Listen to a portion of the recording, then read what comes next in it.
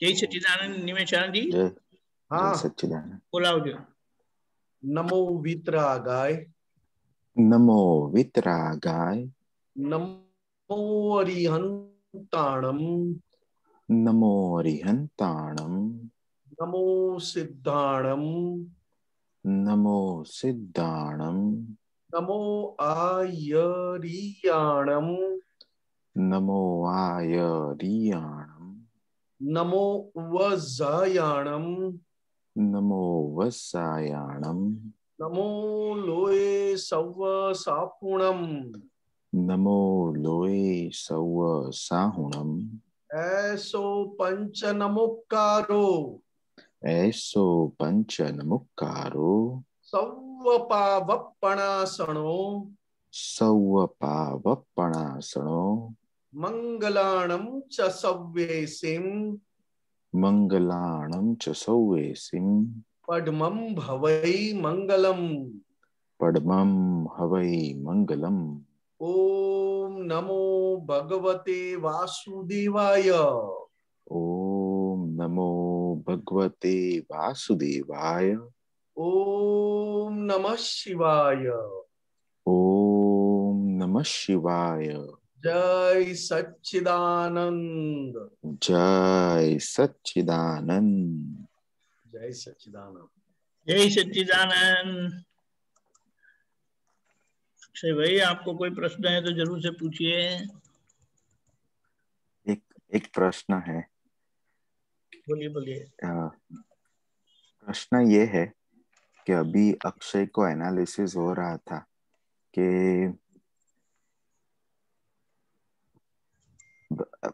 Analysis में आखिर में अक्षय को रिजल्ट ये मिला कि सिर्फ देखना है सब। गुजराती में कहूँ तो બધું જોવાનું જ છે, ખાલી ऑब्जर्व करना है कि ये विचार फूटा, एनालिसिस हुआ, अहंकार ने ये डिसीजन लिया और अक्षय करना चालू कर दिया। अब सिर्फ ऑब्जर्व ही करना है, तो क्या है जो हमें ऑब्जर्व नहीं करने देता?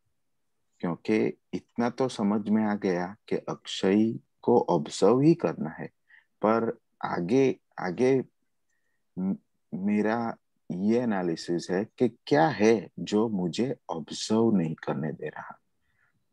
तो वो मुझे जानना है। ये ज्ञान लेने के बाद अक्षय सुनाई देता है। हाँ, सुनाई देता है। ये ज्ञान लेने के बाद सबसे बड़ा हमें अंतराय के रूप में जो हमें फाइल नंबर 1 को देखने नहीं देता है, वो सबसे बड़ा हमारा खुद का अक्षय के प्रति आसक्ति भाव जो हम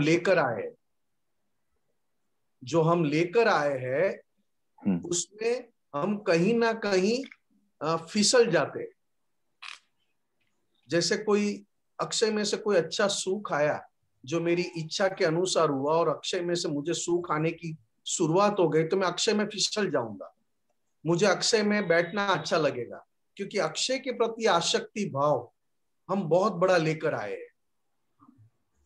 जैसे दादा भगवान ने कहा कि राग से छूट जाओ, द्वेष से छूट गए हम। ज्ञान लेने के बाद हम भी तो द्वेष हुए, द्वेष रहा नहीं हमें, मगर अभी राग से छूटना बाकी है। और राग का समभाव से निकाल करना ये बड़ा तप है। अब अक्षय के प्रति हमारा इतना बड़ा राग है कि अक्षय की कोई थोड़ा सा भी कोई उसके लिए गलत कहेगा या अक्षय को कुछ संजोगों में अच्छा नहीं लगा, कंटाला आया, मूड नहीं है, तो हम अक्षय में बैठकर अक्षय का मूड लाने की बात करेंगे। राइट। अगर अभी मूड नहीं है, ऐसा संजोग है, तो वो भी देखना है, क्योंकि वो मूड नहीं है ऐसा संजोग अक्षय का है और आया है, मतलब उसका टाइम लेकर आया है जाने का। मगर तब हम खुद जो अक्षय में से सुख ले रहे थे, वो सुख आना बंद हो गया। तुरंत हमें लगेगा क्या करूं, ये करूं, वो करूं, ऐसा करूं। संसार में फिसलते जाएंगे। ये नहीं कह पाएंगे हम कि चल चल अक्षय, थोड़ा दादा भगवान से पहली 9 कलम का थोड़ा हम आंख बंद करके पढ़ के एक ही कलम हम पढ़ के देखे तो सही। ये हम नहीं कह पाएंगे, क्योंकि हम भी अक्षय के साथ साथ हमें भी एंटरटेनमेंट पसंद है, अपनी बिलीफ वाला एंटरटेनमेंट। और ये 9 कलम पढ़ना मतलब एक जगह 10 मिनट बैठकर 9 कलम की एक कलम आंखें बंद करके पढ़ना, वो आत्मरंजन है, वो पुरुषार्थ भाग है। मगर पुरुषार्थ भाग कब कब शुरुआत हो सकती है पुरुषार्थ की? जब मैं अक्षय से मुक्त हो जाऊं तो ही। सही है। मगर अक्षय के प्रति हमारा इतना राग है, इतना फाइल नंबर 1 के प्रति इतनी आसक्ति है कि फाइल नंबर 1 के मन में आया कि आज कुछ मूड नहीं है, आज कुछ मजा नहीं है, आज मुझे कुछ हो रहा है, अपने आप हम उसमें ये बड़ी प्रैक्टिस हमें चाहिए कि अभी ये वातावरण है, अक्षय एकदम हेल्दी है, अक्षय में कोई बीमारी नहीं है, अक्षय में कोई कमजोरियां नहीं है, तो बस यही मेरे लिए बहुत है। मगर तब ये भी भूल जाते हैं और हम मन का कहा, मतलब मन बता रहा है कि नहीं आज नहीं मजा आ रहा है, तो वो अक्षय को बता रहा है। मगर हम इतने आदी हो चुके हैं कि अक्षय में से सुख ढूंढने की कोशिश करते ही रहते हैं। नेसेसिटी में जाना वो अलग बात है। नेसेसिटी के अलावा एक्सेस बात में फिसलना वो अपना मन का फिसला हुआ है, जिसको दादा भगवान ने कहा एटिकेट। हाँ, बहुत बड़ी बात कही। पहले के जमाने में लोग 2, 4, 5 दिन के बाद दाढ़ी करते थे, आज हर दिन करते हैं। उसमें भी कई लोग तो 2 बार करते हैं। तो दादा भगवान कहते हैं किसी को दिखाने के लिए 2 बार कर रहा है? अरे 1 बार भी क्यों करना चाहिए? इतनी बड़ी लॉटरी लगी है इंडियन मनुष्य होकर और तेरा समय ये दाढ़ी में वेस्ट कर रहा है। और हर दिन दाढ़ी कहाँ की बात है? ये तो 2, 4, 5 दिन के लिए कोई प्रसंग आ गया और दाढ़ी बना ली, ठीक है। अब देखो हम हर दिन दाढ़ी बनाते हैं, वो भी किसको जा रहा है? वो कौन सुख चख रहा है? वो जो चख रहा है उससे हम अलग है।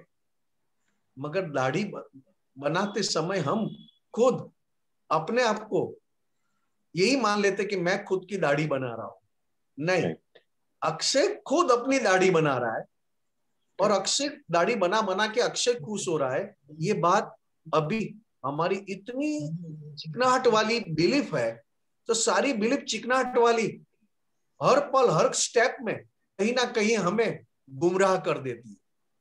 गुमराह समझते हो ना? भूल जाते हैं, भीतर के शुद्धात्मा भूल जाते हैं और कहीं और जगह गुमराह हो जाते हैं। खो जाते हैं, मतलब खो जाते हैं।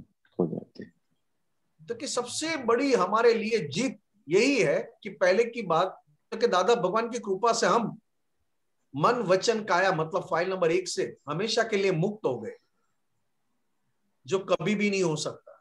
क्रमिक मार्ग में जब 10वां गुण स्थानक पार करे, 10वां गुण स्थानक के ऊपर जाए, पार कर ले, 11वें गुण स्थानक में हल्का सा उनका तप रहता है, तब जाके उसको ये मन वचन काया और ये शुद्धात्मा दोनों सेपरेशन का अनुभव होता है। और यहां पर हमें दादा की कृपा से हथेली में, हाथ में दोनों चीज सेपरेट करके दे दिया दादा ने, उनकी खुद की ज्ञानाग्नि से, उनकी कृपा से। अब सारा माल जो लेकर आया है वो तो वैसा का वैसा ही इसमें पड़ा हुआ है। मन वचन काया में कोई भी मन वचन काया के अंदर जो भी माल है वो शुद्धात्मा के पक्ष वाला नहीं है, संसारी पक्ष वाला है। तो बार बार हमने प्राप्त कर लिया, हमने शुद्धात्मा प्राप्त कर लिया, शुद्धात्मा का स्वभाव भी हमें पहचानने में आ गया, केवल देखना और जानना। और सभी तरह से हमें एक बात पक्की हो गई, इस संसार में कुछ भी हो जाए मैं कुछ भी नहीं करता हूं, सही है, हो रहा है। ये सारी हो बात रहा है। पक्की होने के बाद एक बात पक्की हो गई, एक बहुत बड़ी बात पक्की हो गई कि जब आप अक्षय को देख रहे हो, अक्षय से अलग और अक्षय को ऑब्जर्व कर रहे हो, वो होता है तभी भी आप सेपरेट हो। और जब अक्षय से ऑब्जर्व नहीं हो पाता है, अक्षय हाँ, को अलग होकर अक्षय को ऑब्जर्व करना वो नहीं हो पाता है, तो वो भी आपको पता चलता है। करेक्ट। अगर दोनों चीज एक हो जाए तो फिर पता चलने का सवाल ही नहीं है। सवाल ही नहीं है। अगर दोनों चीज एक होने का हमें केवल एक हमें भास होता है, एक ऐसी लगता है कि हम एक हो गए, एक हो गए। Right, right. मगर जैसे ही एक हुए ऐसा लगता है, केवल लगता है, मान्यता से, मान्यता से। हाँ, ये ज्ञान लेने के बाद ये शुद्धात्मा का अक्रम विज्ञान, बहुत बहुत बड़ा आश्चर्य जो केवल ऋषभदेव भगवान के पास था। राइट। ये अक्रम विज्ञान लेने के बाद सबसे बड़ी मान्यता, सबसे बड़ी अक्षय, अभी भी हमें ऐसा ही लगता है कि मैं निमेष में मिलजुल गया, मैं निमेष में मिक्स हो गया, मैं निमेष को नहीं देख पाया। मगर ये पता आपको चला, मतलब कोई तो सेपरेट है ही। करेक्ट। अगर आप पूरा उसमें मिलजुल जाते हैं तो पता कैसे चला आपको कि इस समय में अक्षय को ऑब्जर्व नहीं कर पाया, इस समय में निमेष को ऑब्जर्व नहीं कर पाया। इसके लिए दादा भगवान ने कहा कि एग्जैक्ट रॉन्ग बिलीफ हमने कब की खत्म कर दी। एग्जैक्ट ओरिजिनल रॉन्ग बिलीफ हमने कब की मिटा दी, कब की खत्म कर दी। राइट बिलीफ में आप हमेशा के लिए बैठ गए हो, और राइट बिलीफ वाला पार्ट भीतर सूक्ष्म तौर में आपको आपके मन वचन काया से सेपरेट ही रखता है, राइट बिलीफ वाला सूक्ष्मतर बात। राइट। मगर स्थूल और सूक्ष्म में जो रॉन्ग बिलीफ की इफेक्ट, जो बहुत हम सॉलिड लेकर आए, एकदम पत्थर जैसी लेकर आए, रॉन्ग बिलीफ की इफेक्ट, रॉन्ग बिलीफ निकल चुकी, रॉन्ग बिलीफ खत्म हो चुकी, मगर उसकी इफेक्ट इतनी पक्की और सज्जड़ लेकर आए हैं, तो कहीं कहीं हमें ऐसा एहसास हो जाता है, एहसास, अनुभव नहीं, ऐसा मानने लगते हैं, एहसास हो जाता है कि यहाँ पे मैं निमेष को ऑब्जर्व नहीं कर पाया। अगर मैं निमेष से अलग नहीं रह पाया, या तो मैं निमेष से अलग नहीं रह पाया, या तो निमेष को अलग रख के मैं ऑब्जर्व नहीं कर पाया, ये जानने वाला भाग तो जान ही रहा है। समझा। केवल फर्क क्या है, फर्क क्या है तो कि सेपरेट रहने का जो हमें प्रैक्टिस है उसमें अनुभव आ रहा है, अनुभव मिल रहा है, मान्यता से मुक्त होकर अनुभव दशा आती है। और इसमें क्या है तो क्या इसमें भी जानने वाला भाग है, मगर अनुभव दशा कच्ची पड़ जाती है, मान्यता वाला भाग हमें समझ में आता है। डिस्चार्ज मान्यता, डिस्चार्ज रॉन्ग बिलीफ की इफेक्ट, रॉन्ग बिलीफ निकल गई मगर इफेक्ट आ जा। जैसे दादा भगवान कहते हैं ना कि कोई चीज पड़ा है तो अपने आप कह दोगे, आप कहना नहीं पड़ेगा, अपने आप बोल दोगे कि ये मेरी चीज है। राइट। ये मेरी चीज बोलना सहज है, मगर ये मेरी चीज बोलने के बाद भीतर फाइल बोलना वो पुरुषार्थ है। अच्छा, समझे। मगर रॉन्ग बिलीफ की इफेक्ट इतनी सज्जड़ है। एक नया सेल फोन लेकर आए ना, 1,00,000 रुपए का, हमारे इंडियन करेंसी में, या तो 1.5 लाख रुपये का सेल फोन लेकर आए ना, अब देखो उसके प्रति आपका कैसा लगा होगा। आप कभी भी आपको महसूस नहीं होने देगा कि ये फाइल है, ये फाइल है, अभी सुख दे रहा है तो कभी जब भी जाएगा तब दुख देगा, मतलब फाइल है, ये नहीं आएगा। इतनी रॉन्ग बिलीफ की इफेक्ट 1.5 लाख रुपए वाला सेल फोन में, तो कि ये सारी इफेक्टों की बात है। आपका ऑब्जर्वेशन तो भीतर चल ही रहा है, केवल अनुभव में थोड़ा कच्चा पक्का ये हो रहा है। इसके लिए दादा भगवान ने कहा था, अक्षय, बहुत बहुत आसान एग्जाम्पल दिया था दादा भगवान ने कि रोड के इस पार, इस साइड आप खड़े हो, रोड के उस साइड का बोर्ड पढ़ रहे हो, और बोर्ड पढ़ते पढ़ते बीच में से बस निकल गई, बस निकली तो बोर्ड का पढ़ना बंद हो गया। तो क्या वाकई आप देखना बंद हो गया है? नहीं, बोर्ड नहीं देखा, बोर्ड पर पढ़ नहीं पाए, मगर क्या आया बीच में? तक बस आई बीच में, बस आई, उसकी वजह से मैं बोर्ड नहीं पढ़ पाया। जैसी बस गई वापस बोर्ड दिखने लगा, तो मैंने बोर्ड जो बस बीच में आई थी उसको तो देखा ना। इसी तरह कहां कहां रॉन्ग बिलीफ ज्यादा और जबरदस्त चिकनाहट वाली लेकर आए हैं, ये हमें थोड़ा पहचानना है बस। जैसे मैं जैन हूं, मैं जैसे कि मुझे मेरी प्रकृति में लक्ष्मी के प्रति निमेष के अलावा लक्ष्मी के प्रति भी इतना ही मेरा प्रेम भाव है, उतना ही मेरा उसके प्रति आसक्त भाव है। तो जब जब मैं रुपया गिनूंगा या तो जब जब रुपयों की बात आएगी, तो मैं मेरे भीतर शुद्धात्मा को भूलकर निमेष होकर बात करूंगा। एक्चुअल में अक्षय देखने जाए तो मैं अक्षय को, मतलब आप शुद्धात्मा होकर अक्षय को नहीं देख पाते, उसका मेन रीजन क्या है? तो कि उस समय आप शुद्धात्मा भूल जाते हो, मैं शुद्धात्मा हूं वो भूल जाते हो, और अक्षय से आया हुआ सुख में हमारी बिलीफ और बिलीफ की इफेक्ट हमें गुमराह कर देती है। जैसे लक्ष्मी की बात आई, पैसों की बात आई, डॉलर की बात आई, रुपयों की बात आई, तो जैसे मेरी प्रकृति में है कि रुपयों में बहुत एकदम सतर्क रहना चाहिए, सावधान रहना चाहिए। तो जब जब रुपयों की बात आएगी तो मैं अंदर से एक हो जाऊंगा, ऐसा मुझे एहसास होगा।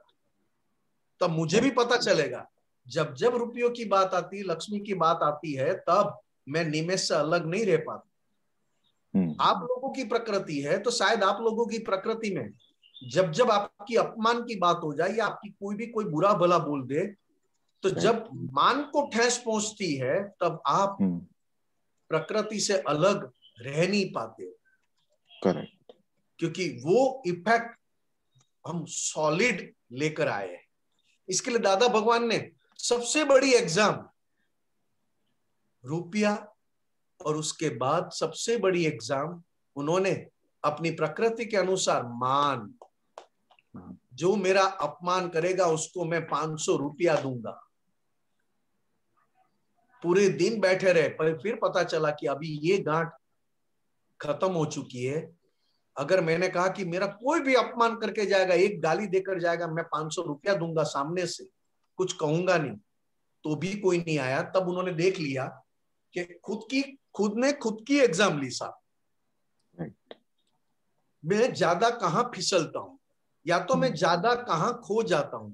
चलो उसको ही देख लेते, बीच में कौन आया। जैसे मैंने बोर्ड पढ़ते हुए बस को देखा, वैसे मैं और शरीर, मैं शुद्धात्मा और प्रकृति के बीच में कौन सी इफेक्ट ज्यादा काम करती है। ये जैसे जैसे पहचानोगे ना अक्षय, वैसे वैसे आपकी भीतर की इफेक्ट फिक्की, मतलब पिघलती जाएगी। समझे? पड़ जाएगा। समझे? जैसे आज मुझे बहुत सूखा है, मुझे बाजार में जाना है, शॉपिंग में जाना है, बहुत सारी चीज लेना है, और मेरे अंदर बहुत सूख आ रहा है। मान्यता, रॉन्ग बिलीफ के आधार पर इफेक्ट वाली मान्यता कि मुझे जाना है, शॉपिंग करना है, मुझे बहुत अच्छा लगेगा, आज का दिन तो बहुत अच्छा जाएगा, और तुरंत ही मुझे पता चल गया कि शॉपिंग वाला मोह वाला पार्ट भीतर मुझे गुमराह कर रहा है। हे दादा भगवान, भीतर जो फाइल खड़ा हुआ है उसका भी मैं समभाव से निकाल कर सकूं, ऐसी मुझे परम शक्ति दो। तुरंत ही वो मोह वाला पार्ट जो अंदर इफेक्ट में आया है, उसकी इफेक्ट कम हो जाएगी। क्योंकि आप अलग होकर उसके विरुद्ध में, या तो उसका समभाव से निकाल करने में आपने शक्ति मांगा, मैं जाऊं, मैं बाजार में जाऊं, वो शक्तियां नहीं मांगा, मगर आपने ये शक्ति मांगा कि भीतर मुझे जो सुख दे रहा है, जो बिलीफ मुझे अभी सुख दे रहा है, कौन सी बिलीफ? तक कि केवल इफेक्ट वाली बिलीफ, इफेक्ट वाली बिलीफ, राइट। रॉन्ग बिलीफ तो कब की खत्म हो गई, मगर अभी इफेक्ट वाली बिलीफ, वो जो मुझे सुख दे रहा है उसका मैं समभाव से निकाल कर सकूं, और मैं शॉपिंग में, बाजार में जाकर भी उसको, उसका हिसाब चुकते कर दूं, ऐसी मुझे शक्ति दे।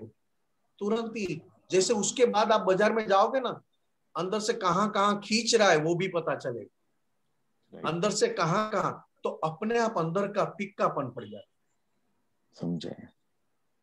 जैसे आप किसी आपके हिसाब, जैसे दिव्या के सामने गए, आपकी बेटी के सामने, तब आपको देखना अक्षय को कितना अलग रह पाता है और अक्षय कितना पापा बन के सामने जाता है। Correct. अक्षय तृष्णा के सामने गया, तब तृष्णा के सामने जाते ही अक्षय पति बन गया, फ्रेंड बन गया, या अक्षय किसी इफेक्ट में गुमराह हो गया।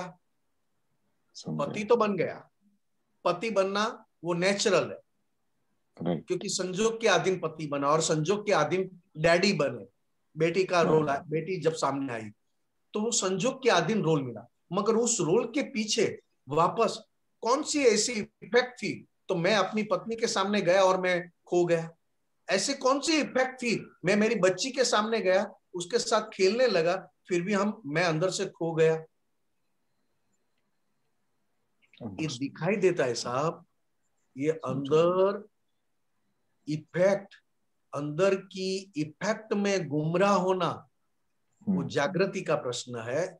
और बाहर से रोल में अपना जो रोल आया, उस रोल में 100% वो रोल के अधीन होना, वो भी जागृति का ही है। जैसे मुझे बाप का रोल आया, डैडी का, तो मैंने बहुत बढ़िया निभाया उसमें, फिर मैंने कहां पे भी बुद्धि नहीं लगाया और कहां पे भी अहंकार यूज नहीं किया, पूरा रोल निभाया, तो वो भी जागृति। और वो रोल निभाते भीतर कौन सी इफेक्ट काम कर रही थी वो पहचानना, वो वितरागों की भाषा में परम पुरुषार्थ कहा है। जैसे मैं चाय पी रहा हूं तो चाय में चुस्कियां ले लेकर पीऊंगा, चाय को बहुत अच्छी तरह मैं मजा लूंगा, मगर भीतर देखूंगा चाय पीने वाले को मजा आ रहा है या चाय पीने वाले के मालिक को मजा आ रहा है। चाय पी रहा है निमेश, मगर भीतर निमेश का मालिक डिस्चार्ज मान्यता वाला, डिस्चार्ज इफेक्ट वाला, वो कहेगा चाय मजा आई, चाय मजा आ गया। ये कौन है? इस दोनों को जानना वो शुद्धात्मा है। शुद्धात्मा तो कहीं है ही नहीं, इसमें कहीं पर भी नहीं, केवल इफेक्ट है ये। शुद्धात्मा के प्रेजेंस में जो चार्ज किया है, वो चार्ज किया हुआ डिस्चार्ज लेकर इफेक्ट दे रहा है। जैसे मैंने सूर्य नारायण की प्रेजेंस में सोलार चार्ज कर लिया, सोलार सिस्टम, तो मैंने पूरी रात, मुझे गर्म पानी का फायदा हुआ, गर्म पानी मिला, सुबह होते ही वापस गर्म पानी डिस्चार्ज हो गया, तो वापस चार्जिंग चालू हो गया।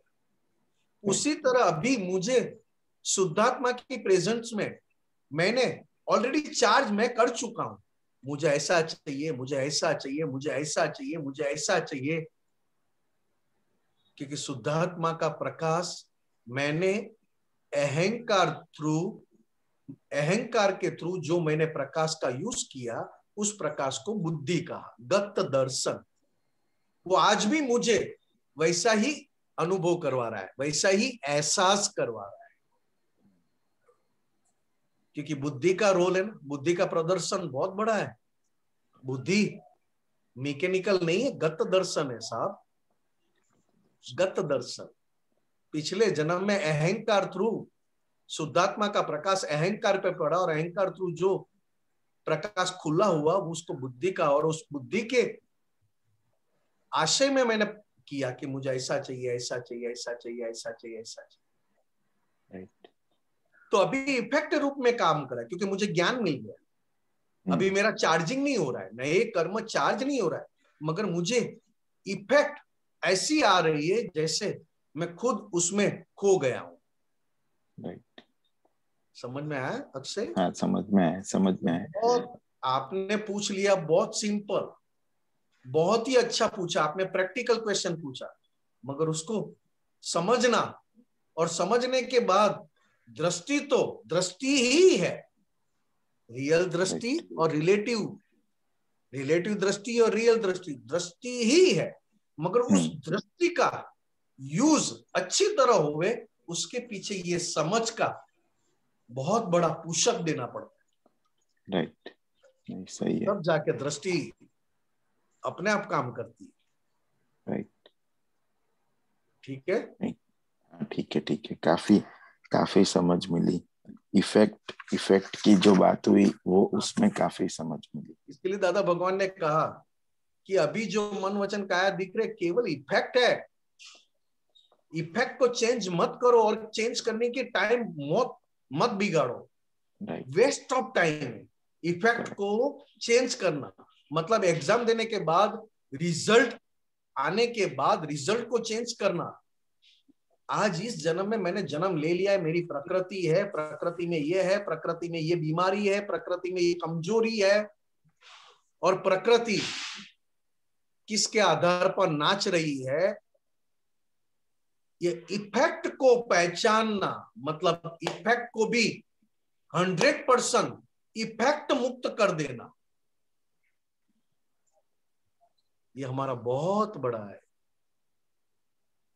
मगर फाइल शब्द बहुत रॉन्ग बिलीफ की इफेक्ट अभी है, रॉन्ग बिलीफ निकल गई, राइट बिलीफ बैठ गई, और राइट बिलीफ की इफेक्ट भी भीतर शुरू हो चुकी है, शुरुआत हो चुकी है।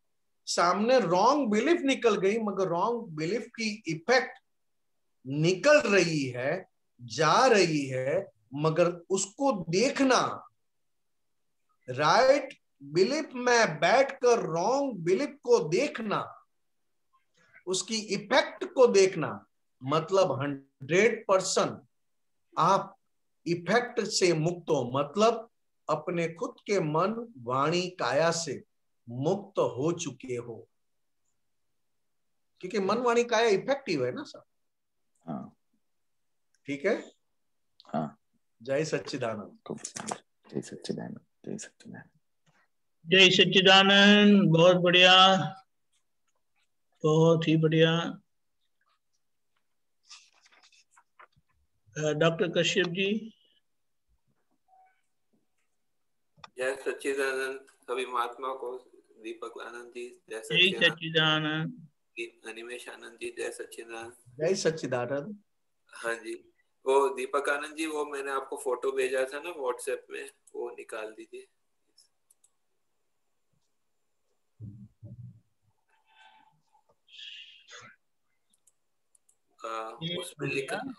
उसमें लिखा हुआ है, मैं थोड़ा बताता हूँ।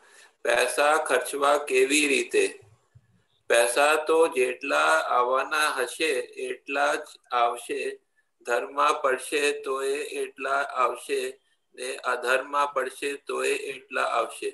पण अधर्मा पड़शे तो दुरुपयोग थशे ने दुखी थशे, અને અધર્મમાં સદુપયોગ થશે ને સુખી થશે, અને મોક્ષે જવાશે તે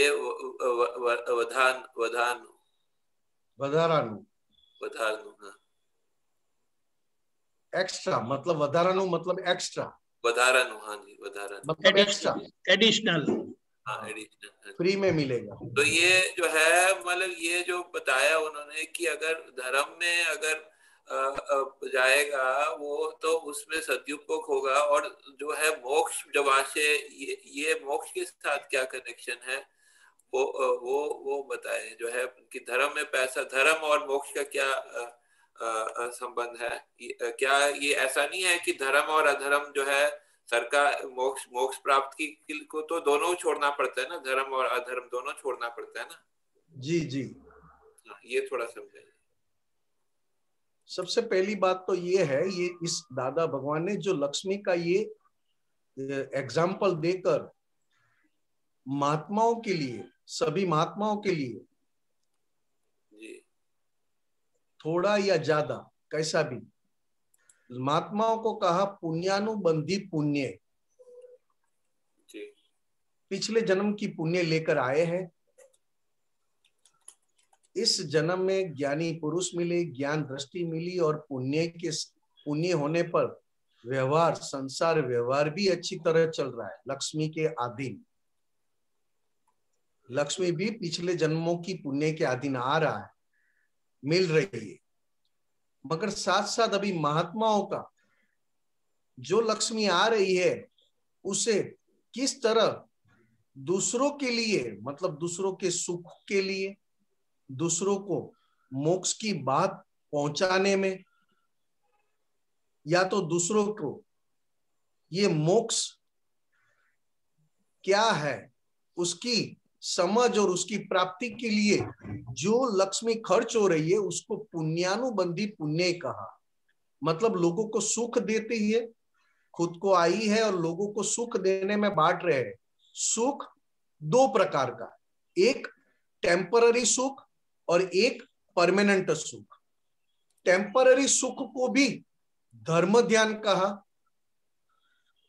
और परमानेंट सुख को भी धर्म ध्यान के साथ मोक्ष दान, मतलब ज्ञानी पुरुष के पास मोक्ष दान मतलब अभय दान, वो अभय दान की प्राप्ति करवाने में दूसरों को हम लक्ष्मी खर्च करके निमित्त बनते हैं, तो वो मोक्ष के लिए हमने खर्च की, ऐसा कहा जाता। संसार में तो सुख आता ही है, मगर ज्यादा मतलब फ्री, मतलब एक्सेस एडिशनल क्या मिलता है, तो कि मोक्ष मिलता है, पुण्यानुबंधी पुण्य। दूसरा है पुण्यानुबंधी पाप। पुण्यानुबंधी पाप कश्यप जी सुनाई देता है?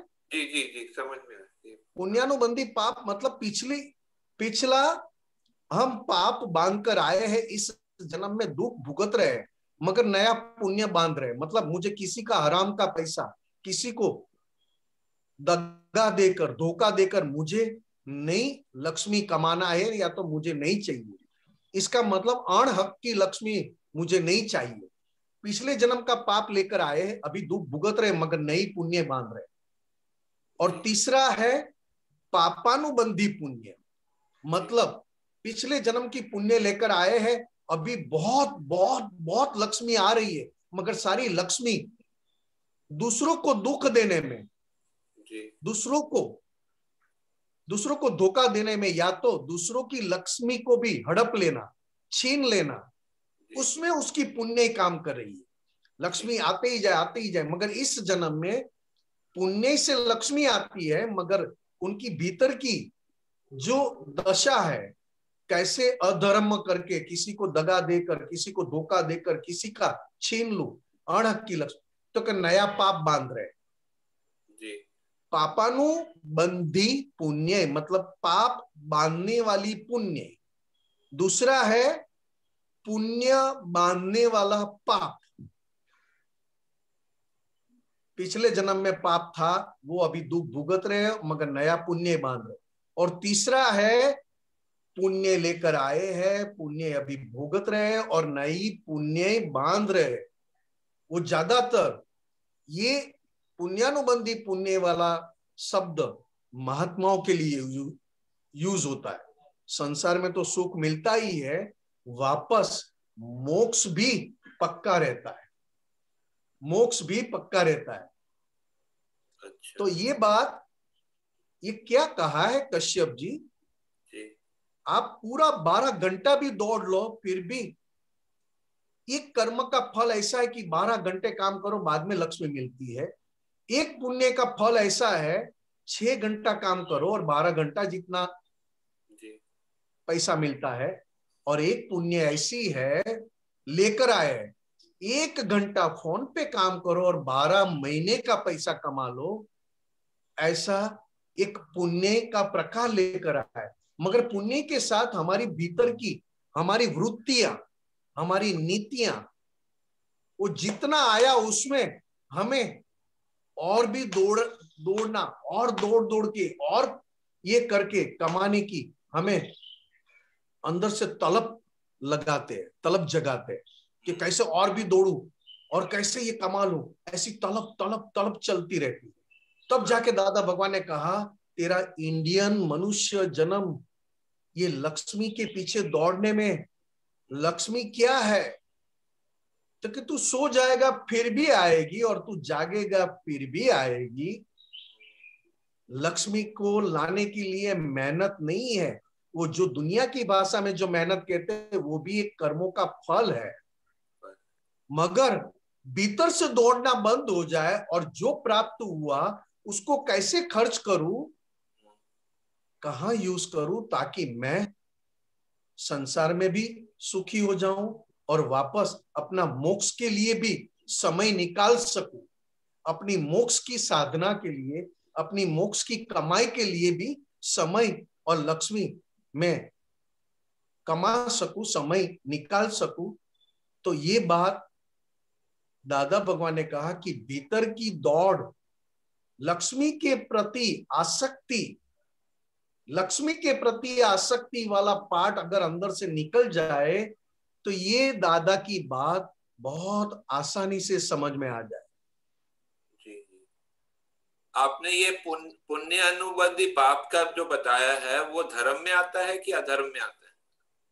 ये सारी जो पहली बात है, पहली जो बात है वो अधर्म में है, दूसरी बात है वो धर्म में है, और तीसरी बात जो है पुण्यानुबंधी पुण्य वाली, धर्म अधर्म से मुक्त होकर विज्ञान की बात कही मैंने।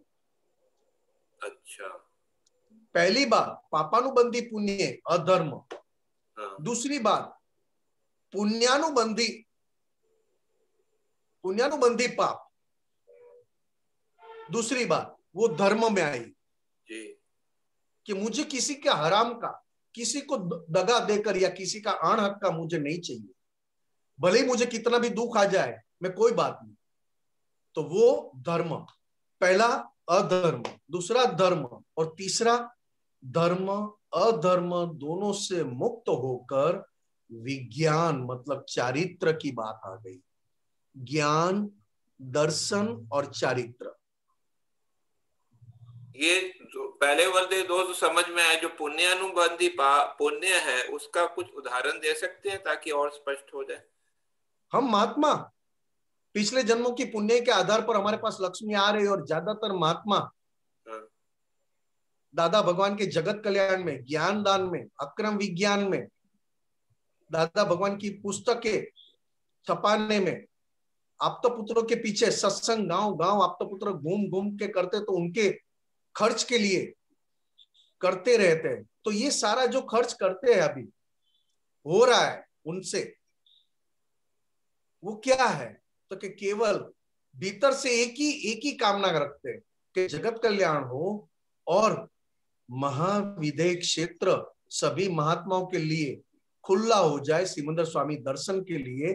वो पुण्यानुबंधी पुण्य, ये दादा भगवान ने कहा था। दादा भगवान ने कहा था 4 प्रकार का दान, कश्यप जी 4 प्रकार का दान। अन्न दान मतलब आहार दान जी, दूसरा औषध दान जी, तीसरा ज्ञान दान जी, और चौथा अभय दान।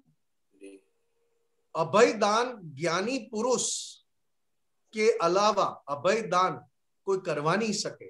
फिर भी व्यवहार में अभय दान किसे कहा? तो दादा भगवान हमेशा कहते थे हमारे निमित्त से किसी को भी भय खड़ा ना हो, हमारे निमित्त से किसी को भी किंचित मात्र भी भय, डर, फियर खड़ा ना हो, वो व्यवहार में अभय दान कहा। और असल अभय दान मतलब मन वचन काया से संपूर्ण मुक्त होना और शुद्धात्मा में स्थिर होना, उसको अभय दान कहा भगवान की भाषा में। अब ज्ञान दान, ऐसे ऐसे ज्ञानी पुरुष आते, तब इस ज्ञानी पुरुष का लोगों तक उसकी बात पहुंचाना, लोगों तक उसकी पहचान करवाना, वो जो करवा रहे उसके पीछे खर्च करना, ये ज्ञान दान कहा। तो दादा भगवान महात्माओं को बार बार कहते थे, ये आपतो पुत्रों जो घूम रहे हैं, वो आपतो पुत्रों का खर्च के लिए, उनके निभाव के लिए आप वो गांव गांव घूम घूम कर ये दादा की बात, ज्ञान की बात प्रसारने में जो खर्च होता है उसमें आप सहयोग देंगे। दादा भगवान वहां तक कहते हैं कि हम जगत कल्याण की उत्कृष्ट भावना लेकर आए, सिर्फ आपकी लास्ट उंगली का सपोर्ट हमें मिल जाए बहुत हो गया। ये हमेशा कहते थे। क्यों? क्योंकि इसमें भी एक बात है कि आप भी जगत कल्याण में हो, मतलब आपकी भी पुण्य ऊंची से ऊंची इस संसार में कोई ना बांध सके, ऐसी पुण्य बांधने वाले ये महात्मा है। साथ साथ ज्ञान दान में लक्ष्मी महात्मा खर्च करते हैं तो दो प्रकार का फायदा होता है साहब।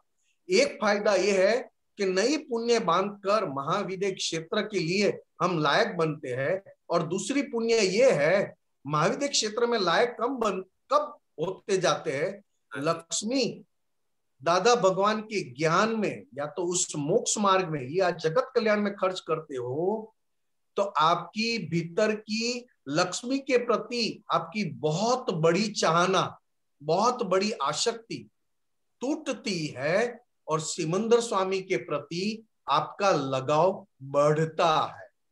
जी। मतलब लोभ की गांठ टूटती जा रही है। सही है। और महात्माओं की लोभ की गांठ दादा भगवान ने बहुत तरीके से तोड़वाई थी।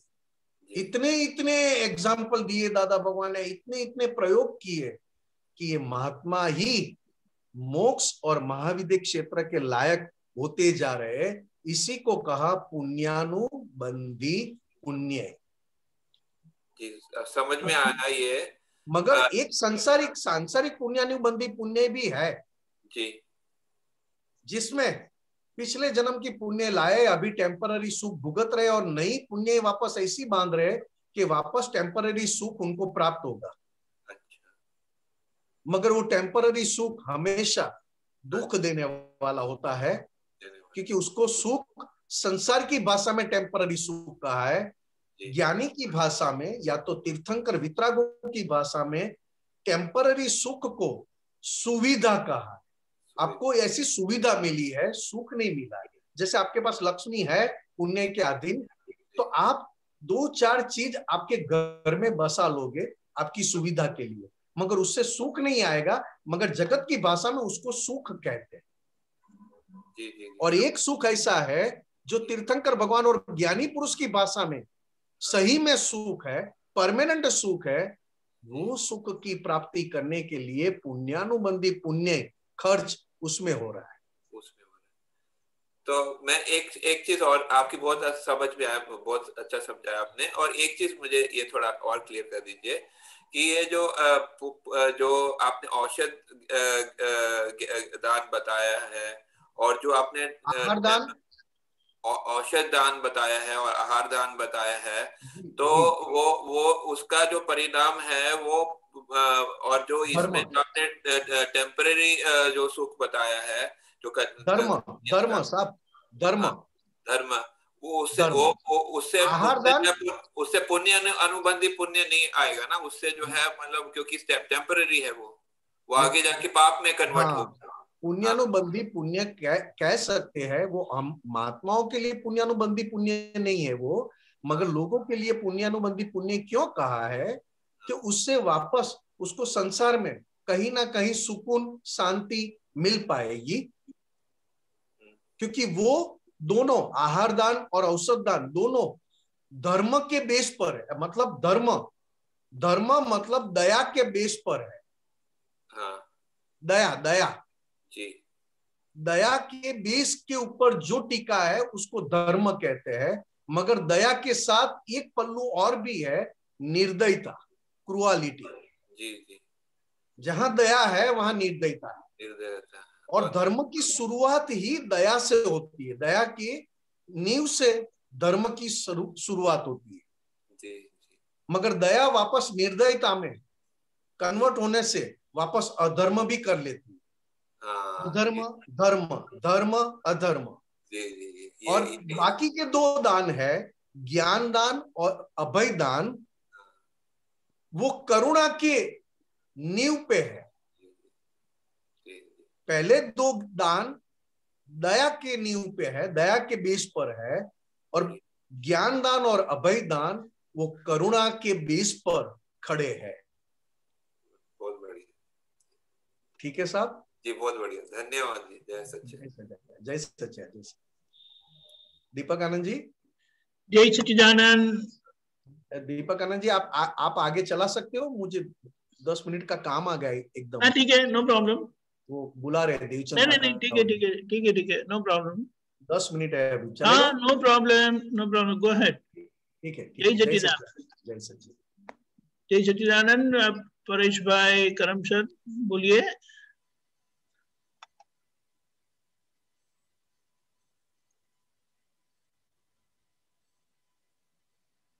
परेश भाई, परेश भाई।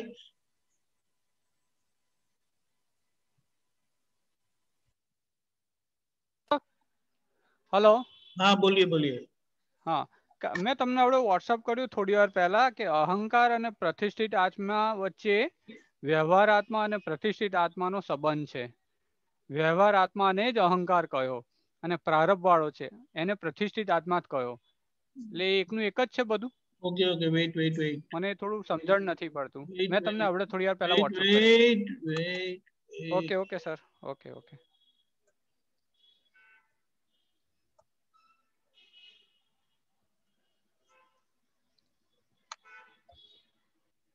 Okay, 194 correct. हाँ हाँ, right right sir, right sir. अहंकार और प्रतिष्ठित आत्मा के बीच में व्यवहार आत्मा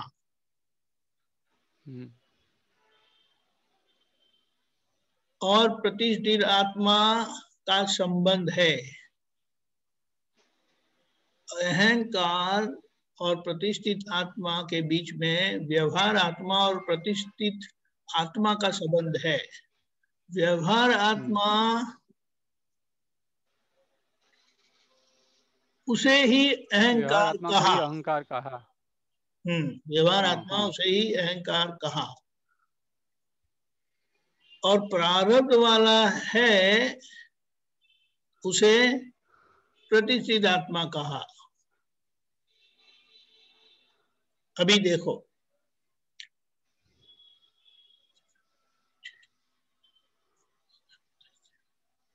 ओके, व्यवहार आत्मा जो है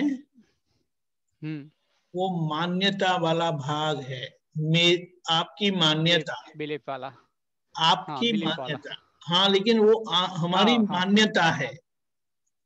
हाँ समझ गया वो। और ये प्रतिष्ठित आत्मा जो है, प्रतिष्ठित आत्मा वो प्रारब्ध वाला है।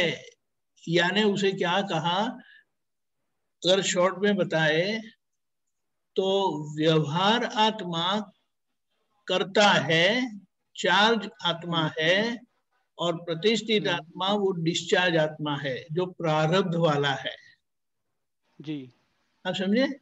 यानी कि जो भुगतान करवाता है, सफरिंग करवाता है, वो प्रारब्ध वाला आत्मा है।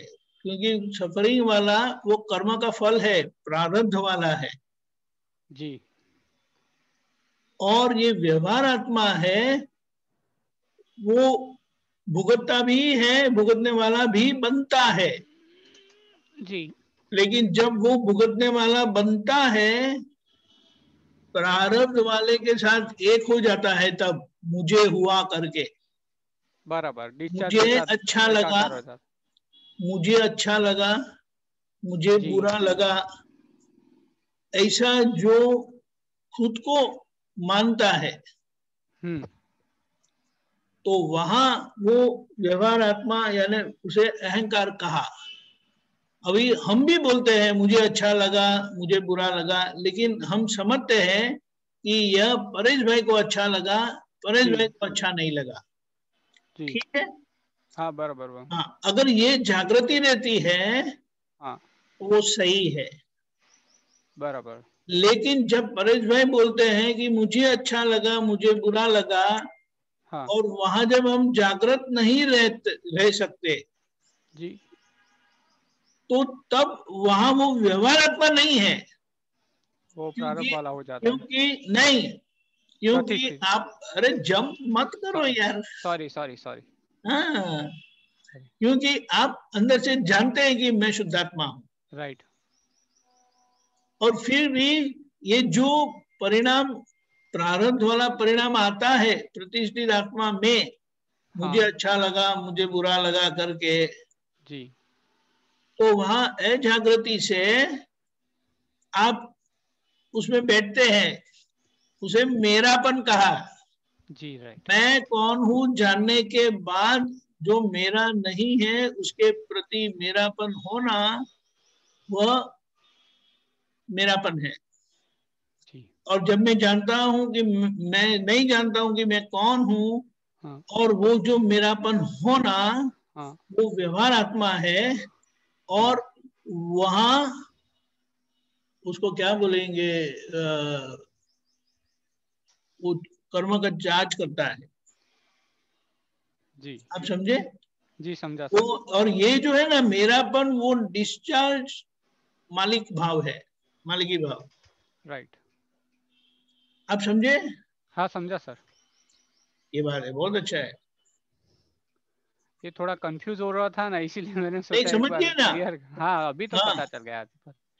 व्यवहार आत्मा कब है? जब मैं जानता नहीं हूं कि मैं कौन हूं, राइट, तब वो प्रतिष्ठित आत्मा के साथ बैठ जाता है।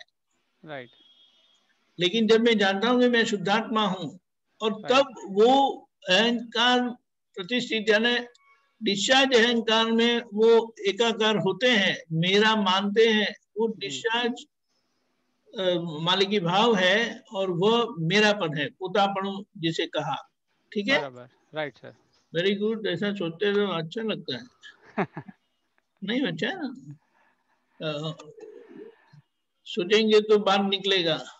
हाँ, ये सोचना नहीं है, लेकिन ये कभी ये क्या, ये ऐसे बताया ना तो थोड़ा कंफ्यूज हो गया कि ये इसको बोलते हैं तो इसको ये हो गया, ऐसा लगा, इसलिए मैंने सोचा एक बार कंफ्यूज नहीं रहना, क्लियर करना है। Right, okay. जय सच्चिदानंद साहब। राइट। जय सच्चिदानंद। अभी हाँ, डॉक्टर भारती बहन, डॉक्टर भारती बहन, are you there? 1 minute. Yes, you are there. Bharati बहन। जय सच्चिदानंद। जय सच्चिदानंद। कर्म मीन्स, कर्म का मतलब यह है कि जो चार्ज होता है वह आज जो चार्ज होता है आउट ऑफ इग्नोरेंस, ठीक है, या वो है कर्म फल। यानी आज जो कुछ भी भुगतान आता है, सफरिंग, वो कर्म फल है। यानी आज जो मन वचन काया से क्रियाएं होती है वो कर्म फल है। उससे जो भुगतान होता है वह कर्म फल है। अभी ये जो क्रियाएं होती है ना, वो क्रिया, वो खुद एक स्थूल प्रकार का कर्म है, और उसका फल आता है, वो कर्म फल का फल है। जैसे कि कर्म यानी एक प्रकार की मान्यता, करने की मान्यता, that is doership, not doership. करने की मान्यता यानी जो हमें करवाता है, ठीक है। और डूअरशिप बात सही कही है आपने। वो आज का क्या बोलेंगे, जो नया कर्म बनता है। अब ये हम कर्म फल का थोड़ा समझ लेंगे कि ये कर्म फल यानी जो हमें क्रिया करवाता है ना आज, हाँ, वो आगे का कर्ता भाव से क्रिया करवाता है। जैसे कि बाहर होटल का खाना चाहिए, क्या प्रॉब्लम है, तो आपने खाना खाया, तो वो बाहर खाने की क्रिया हुई, उससे आपका पेट बिगड़ा, तो वो कर्म फल का फल आया। अच्छा, हकीकत में वहां भी स्टोरी खत्म नहीं होती है, समझने के लिए। पेट बिगड़ा, आपने दवाई ली, दवाई का रिएक्शन आया, कर्म फल का फल आया। ओके, दैट्स हाउ ये मल्टीपल इफेक्ट वाला है। कर्म का फल तो है ही सब, लेकिन फल का भी फल आता है, and it has multiple effect depending on the type of कर्म। आप समझे? यहाँ अभी डायबिटीज पेशेंट है, उसको तो कभी स्वीट खाने का मन रहता, हाँ, मगर खाए तो उसका तबीयत बिगड़ता। वो डायबिटीज है, वो कर्म का फल है। और वो जो खाना खाते हैं, स्वीट खाते हैं, और उनसे जो कुछ बिगड़ता है, वो फल का फल आता है। और फिर अगर वो किडनी बिगड़ता है, आंखें बिगड़ती है, हार्ट की इफेक्ट होती है, वो फल का फल, ऐसा मल्टीपल इफेक्ट वाला है। समझ गए? So karma is charged by our feelings inside. Worship, ignorance, नहीं जानते हैं कि मैं कौन हूं। लेकिन वो चले गया, मैं कौन हूं वो जानने के बाद जो रहता है वो केवल कर्म फल ही रहता है, फल का फल रहता है। इसीलिए अगर हमसे किसी को दुख हो जाता है तो दुख की असर भी आती है, और दुख की असर की भी असर आती है। मीनिंग वो मल्टीपल इफेक्ट वाला है। कर्म फल जो है वो वहीं पर स्टॉप नहीं होता। जैसे हम दीवार पर बॉल हिट करते हैं तो बाउंस होता है, फिर से वो गिरता है, बार बार गिरने के बाद वो शांत होता है, ऐसा है। लेकिन कर्म बांधना बंद हो गया, यही सबसे बड़ी मुक्ति है। अच्छा, लेकिन कर्म फल का जो फल आता है ना, वो नेक्स्ट लाइफ में नहीं जाता है। अच्छा, वो यही लाइफ में फिनिश हो जाता है। ओके, ठीक है? क्योंकि वो स्थूल कर्म है, उसे स्थूल कर्म का फल जो है ना, कर्म फल जो है वो स्थूल है, और कर्म फल का फल भी स्थूल ही है। अच्छा, ठीक है? हाँ, ठीक है। जय सच्चिदानंद। जय सच्चिदानंद। Gita man quickly. जय सच्चिदानंद स्वामी जी। जो इन्होंने अभी जो बात करी थी ना, ये अहंकार और प्रतिष्ठित आत्मा की, तो अहंकार वाला भाग तो चेतन की विभाविक अवस्था का परिणाम ही तो अहंकार हुआ। अभी नहीं रहा ना, हमें जो यही जो रहा अभी, हमें जो अहंकार रहा वो डिस्चार्ज अहंकार है। हाँ, यानी वो कर्म का फल है। यानी कि अच्छा लगना बुरा लगना वह कर्म का फल है। और हम जानते हैं कि किसको अच्छा लगा, किसको अच्छा नहीं लगा। गीता बहन को अच्छा लगा, गीता बहन को अच्छा नहीं लगा, क्योंकि हम भीतर से मुक्त हुए हैं। मैं कौन हूं वो हमने जाना। लेकिन यह यात्रा हमारी रही कि भुगतान में से गुजरना, और भुगतान को पहचानना, ये भुगतान है, और भुगतने वाले को पहचानना कि भुगतने वाला यह है। तो मैं अपने शुद्धात्मा में स्थिर होते जाता हूँ। समझ गए? इसीलिए ये जो भुगतान आता है वो प्रतिष्ठित आत्मा का प्रारब्ध वाला फल है, कर्म फल है। लेकिन वो चिकनाहट वाला होने पर ये जो वाणी बोली जाती है ना, उसके साथ जुड़ी हुई है। ये मुझे अच्छा नहीं लगा, ये मुझे बहुत अच्छा लगा। तो तब हमें जागृति नहीं रहती और वहां पर मेरापन हो जाता है कि मैं शुद्धात्मा हूं, तो ये भुगतान मेरा नहीं है। लेकिन जब वाणी निकलती है तो वहां जागृत नहीं रहने पर वहां मेरापन, यानी जो भुगतान मेरा नहीं है वो हम मेरा करके मानते हैं, मुझे अच्छा नहीं लगा, और उसकी असर होती है।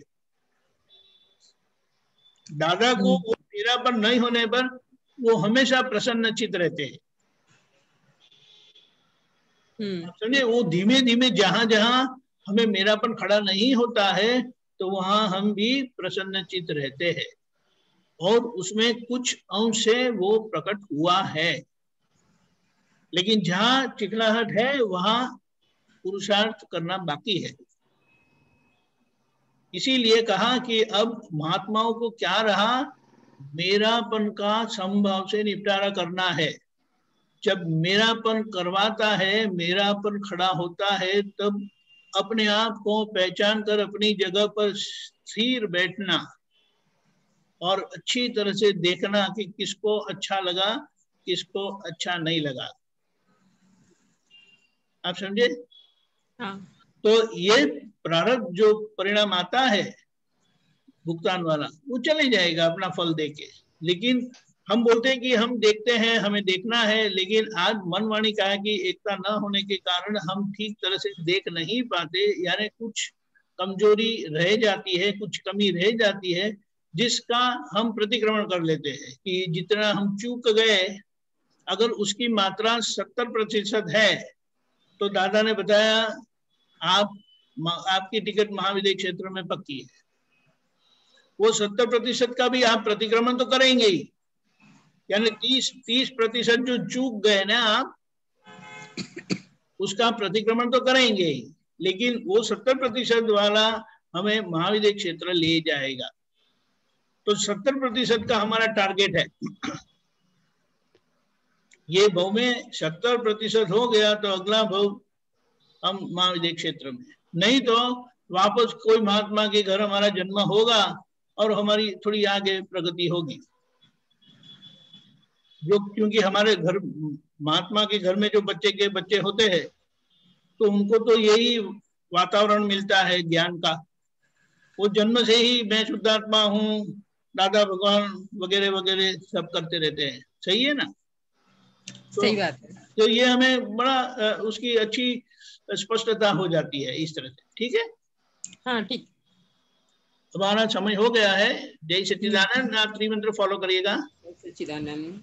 नमो वितरागाय, नमो वीतरागाय, नमो अरिहंताणम, नमो अरिहंताणम, नमो सिद्धाणम, नमो सिद्धाणम, नमो आयरीयाणम, नमो आयरीयाणम, नमो वज्रायाणम, नमो वज्रायाणम, नमो लोये सव साहुणम, नमो लोये सव साहुणम, ऐसो पंचन मुक्कारो, ऐसो पंचन मुक्कारो, सव पावपणासनो, सव्य पावे पणासनो, मंगलाणं च सवेसिं, मंगलाणं च सव्येसिं, परमं हवै मंगलम्, परमं हवै मंगलम्। ओम नमो भगवते वासुदेवाय, ओम नमो भगवते वासुदेवाय, ओम नमः शिवाय, ओम नमः शिवाय। जय सच्चिदानंद।